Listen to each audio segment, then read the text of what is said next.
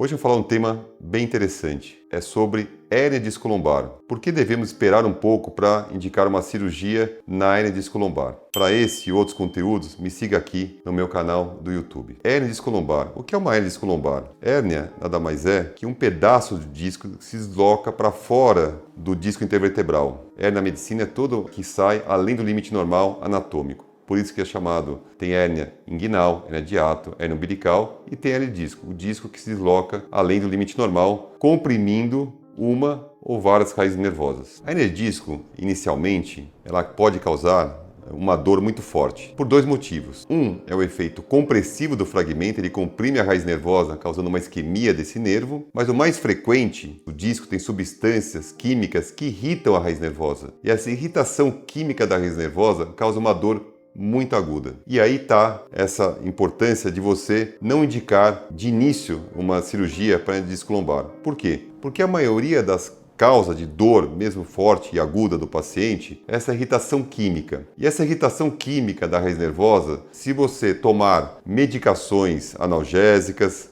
aguardar alguns dias, tende a melhorar a dor aguda desse paciente. E aí a gente consegue triar. Somente os pacientes vão ser refratários, não vão melhorar com o tempo, são aqueles pacientes que, além da irritação química, há um componente muito importante isquêmico, comprimindo a raiz nervosa. São esses pacientes que não vão evoluindo tão bem. E esses pacientes que não vão evoluindo tão bem é a minoria dos pacientes. Então, nesses casos, você consegue triar inicialmente o paciente que vai melhorar com o tratamento conservador. E qual é esse tempo? Normalmente de 2 a 4 semanas você deve aguardar o tratamento clínico desse paciente. Após isso, a gente sabe que o componente inflamatório irritativo do nervo é menor e o componente isquêmico é maior. E quando é o componente isquêmico, são aqueles casos que são mais difíceis ao longo do tempo de melhorar. Mas sabemos, lógico, se o paciente aguentar, a maioria acaba melhorando com o tempo. Mas muitas vezes a dor é muito forte, muito limitante e muito incapacitante. E uma decisão em conjunta e séria entre o médico e o paciente, colocando uma decisão compartilhada, o prós e os contras de um procedimento, é feito a decisão de operar ou não operar